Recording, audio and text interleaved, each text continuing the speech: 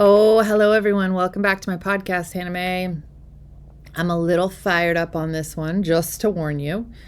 It's a subject that I feel extremely passionate about because I have decades of experience in my own personal experience, working with others and walking the path in recovery circles, healing my own addiction, healing my own pain from the past around it that is part of what has set me free, and supporting others in doing so also, which comes with the territory when you're in these recovery circles. If you want to get well and stay well, you carry the message and you continue to work with others.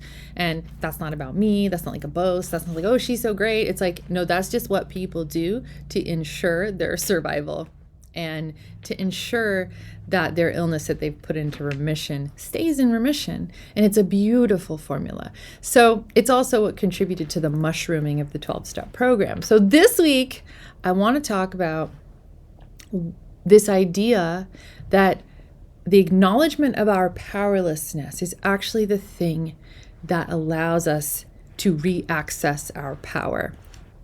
And there is a conversation in the medical world, largely in clinical circles, but also in holistic ones. I've experienced it. I've heard it. It's really frustrating to witness because there's this idea and belief that to label and identify yourself as whatever kind of addict that you end up identifying as based on your experience with it is a limiting belief, that it's pathologizing yourself and that it's harmful. And it's actually the opposite. And I'm going to explain why. I'm going to explain a little bit about the nature of addiction, like true addiction. We're going to talk about it from a somewhat clinical perspective, from a spiritual perspective, of course, because that's sort of my jam.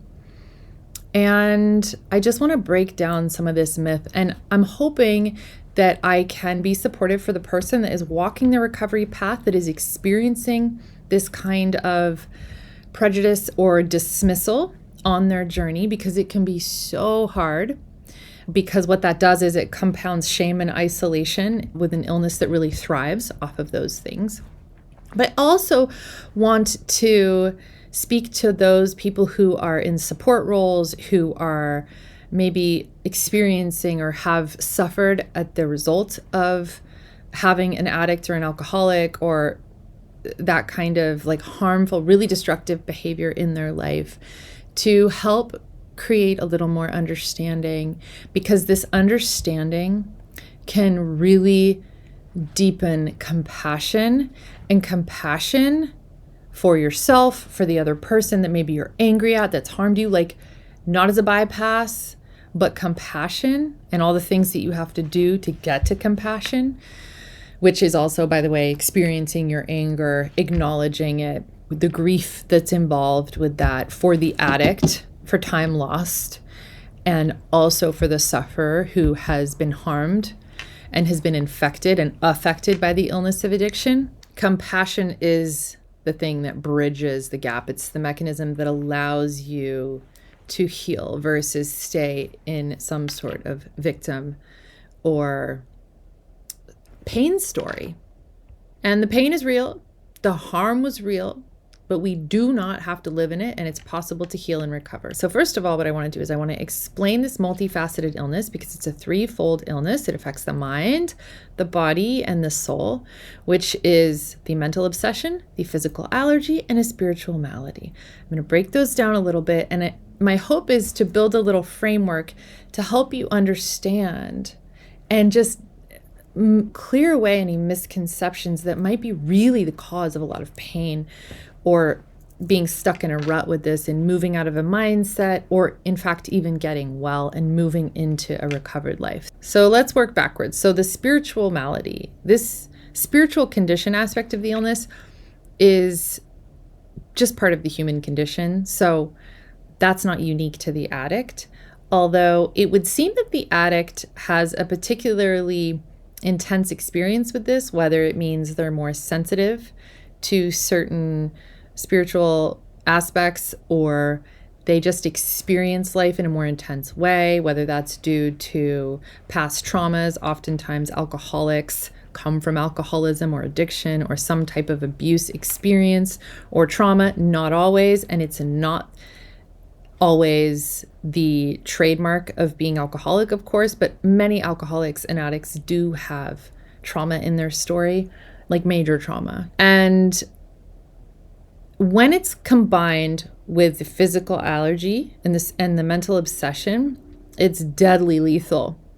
And that is why, in fact, the solution, the one that works, the only one that I've actually ever seen work long term for the true addict, is a spiritual solution. It's a radical program of action that requires some application of spiritual principles in order to sustain it, because the illness is in its nature fatal, reoccurring, progressive, and long-term. And interestingly, it is the piece that really underpins and drives the mental obsession. And so it's really important that that's not dismissed and that we are adequately treating and sustaining our spiritual beings in order to get well and stay well. So then you have this physical allergy piece, which is the body piece, which a lot of people in recovery circles understand for the most part. And it's this idea that, like, I can't put it in my body because when I put it in my body, I have this abnormal reaction to this substance or behavior, and I can't control what's going to happen next. The effect that I get, the hit that I get, the surge of dopamine is so intoxicating. And it's such a solution because it changes and shifts my state. It alters my state, which is what I'm needing, because I don't know how to be present because I'm so discontented, sober or abstinent, because I've got no solution, because I've got no spiritual solution, that it really takes that person for a ride, and they generally do not have any control over it. So one of the trademarks of having the allergy is that once you consume it, you cannot control the amount that you consume. And generally, as the illness progresses in someone's life, the less control they're able to exhibit, and the greater the mental obsession is every time, by the way, that this time it'll be different. I'm going to be able to control it. I've got this, despite all their past repeated attempts and failures. And of course, you've heard the definition that was made very popular, I think, in 12-step circles, which is that insanity is doing the same thing over and over again, expecting different results. And so, yes, once the person puts that substance into their body, they lose all control. It's really important on your addiction journey and on your abstinent journey, whatever the behavior process or addiction is, that you eliminate the irritant. That substance or behavior is the irritant. It's the thing that pulls you out of your body, takes you out of the present moment. You're disembodied essentially at that point, and you're open to a hostile takeover, especially when you get rolling with that thing. You don't know what's going to happen. You don't know what you might do. You'll normally do things that are humiliating, that you regret, that you never would have done in your right mind, and that you questioned your sanity after, right? Like, how did that happen? And this is really common. And then a lot of times people get into a shame cycle with this. They beat themselves up. They think, I'm a piece of shit. I'm a bad person. Whatever all the beliefs are about that, because they just think that they should have exhibited more self-control. And so a major prejudice and misunderstanding is that the addict just doesn't have enough willpower. And it has nothing to do with willpower. They're actually some of the most strong-willed, well-intentioned, high endurance, especially for the amount of pain they put themselves through, resilient people on this planet, as far as I'm concerned. And, when addicts get well, they are powerhouses because they are vessels, and then they can use this gift of intensity that they have to serve and really do incredible things when people really step into purpose with their gift, of course. And so it's really important that this irritant is removed so it doesn't trigger the craving. The craving only happens once it's in your body and you're getting an effect, and then you want more. If that addictive substance or process or behavior that the addict gets an effect from is not operative, if they're not engaging in it, if their systems are clear and clean, like if they've been abstinent or detoxed for any period of time where it's no longer in their system, then if they're obsessing, they're not experiencing a craving. This might seem like a insignificant point, but it's actually not, because what it is, it's the mental obsession. The mental obsession is actually one of the most insidious aspects of this disease, and it's probably the most misunderstood across the board aspects of the illness. And this is what I believe classifies it as a mental illness. The DSM-5 classifies this as a mental illness. I'll talk a little bit more about that in a moment. And so this obsession is this persisting and intrusive preoccupation with this idea that you're going to be able to engage in this harmful activity or behavior without any cost or harm to yourself. And it's pretty persistent. And it usually shows up and impersonates logic, truth, and oftentimes the reason why the person picks up is because it actually genuinely sounds like the only sane thing to do. So it impersonates sanity and truth as well. And it's usually afterwards that then that person cycles back into a period of remorse and regret. This is very much why a spiritual solution is needed to get the higher ground on this, because this is part of the powerlessness aspect. And then the whole point in admitting powerlessness is actually to surrender, to become open to a better idea than just trying to combat that thought process on the same field. Like, you have to get the higher ground, and therefore that's why the spiritual solution is the successful one there, because this stuff really is pretty powerful and it's very elusive and insidious. So from an outsider perspective, it's absolutely baffling and confusing to witness. And so you can see why it would be easy to be like, what is wrong with them? Like, there definitely is something wrong, clearly, but like, why are they choosing to do that is the misconception. And they're actually in a delusional driven state. From the insider's perspective, for the addict, they're usually just as baffled, but there's like heavy compounded shame, guilt, and remorse, like I mentioned. So it's super fun stuff, and this is why it's so important to identify, to learn about this condition, to properly identify it and use that label and that admittance of powerlessness essentially to turn on this diagnostic flashlight, if you will, in order to shine a path on the correct way to treat it.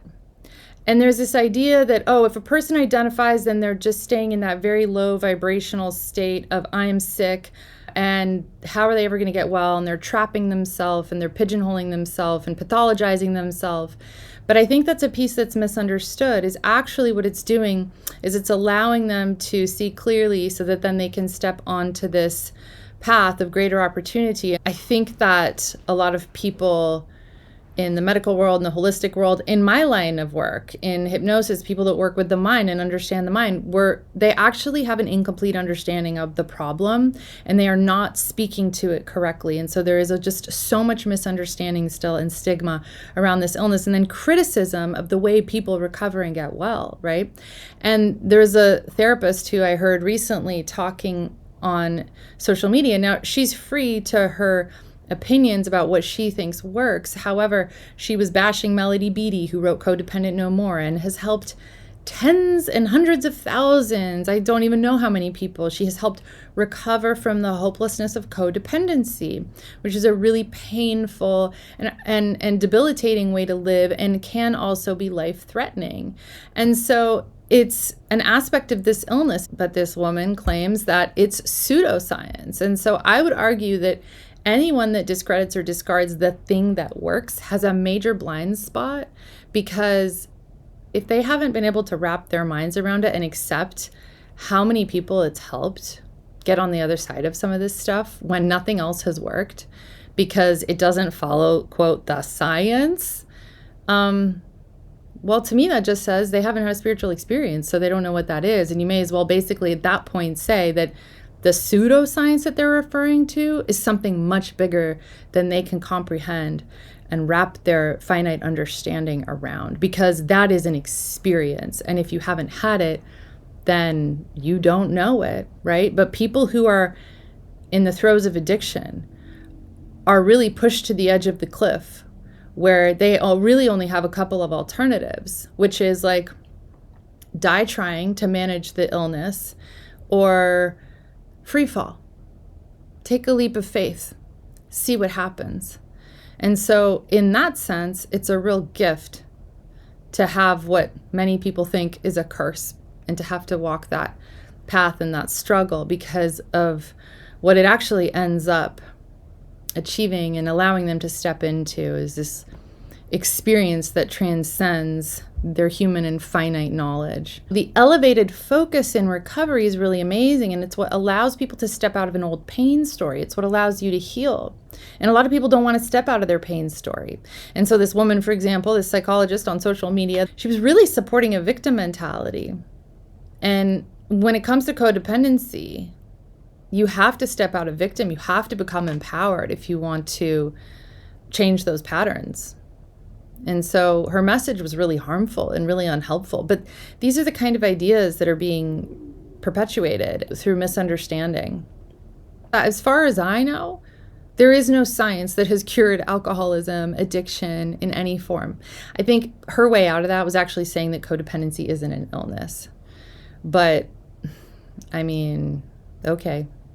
We'll just have to agree to disagree on that.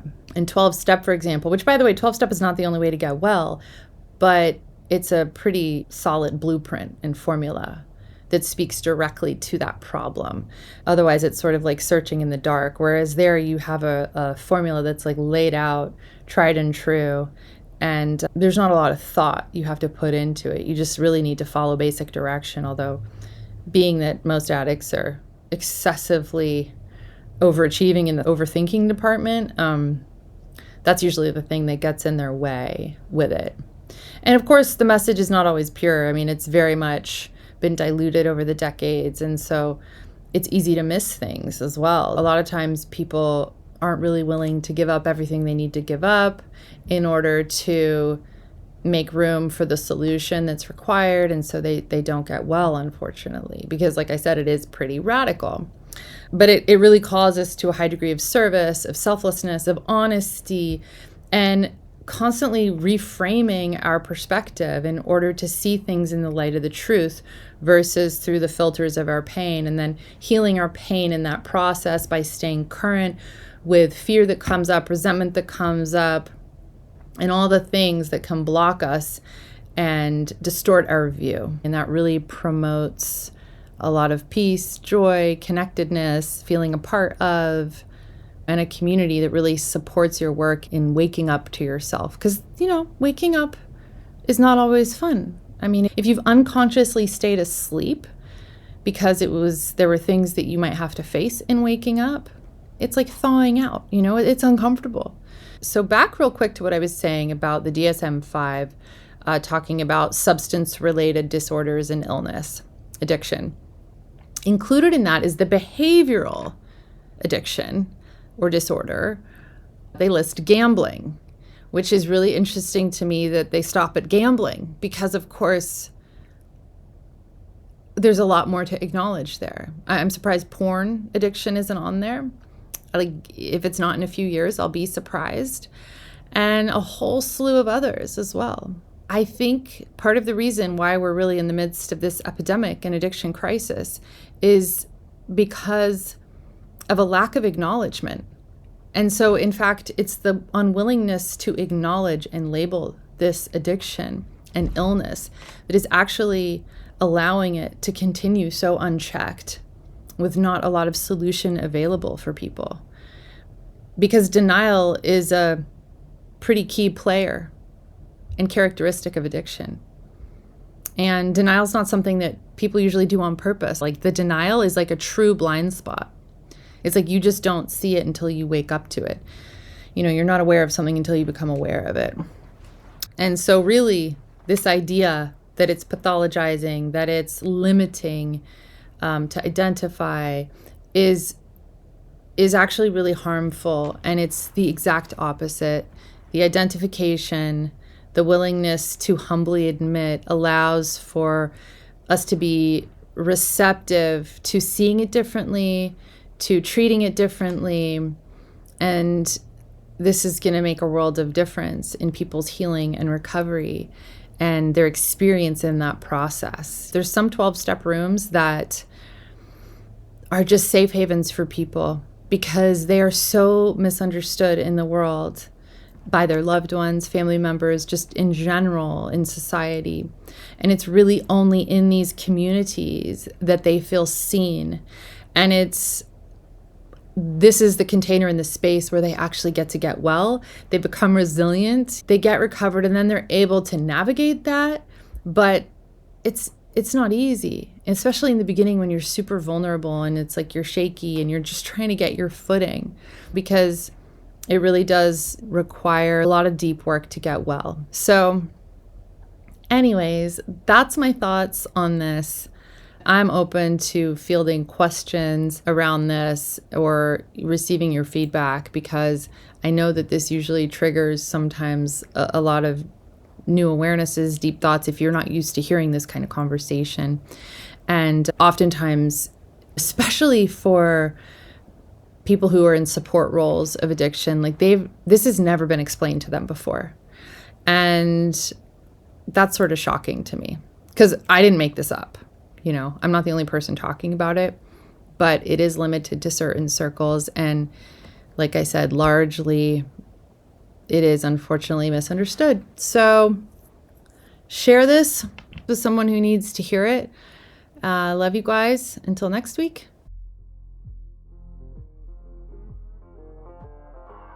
Thank you for tuning in to the May Be Mindful podcast. If you enjoyed today's episode, don't forget to subscribe and leave us a review. Your feedback helps us grow and improve. For more information, resources, and exclusive content, visit our website at maybemindful.com, or go ahead and follow us over on Instagram at maybemindful. If you enjoyed this week's episode, please give me a follow, screenshot the episode, and go ahead and tag me until next week when I bring you another thought-provoking and inspiring topic. Until then,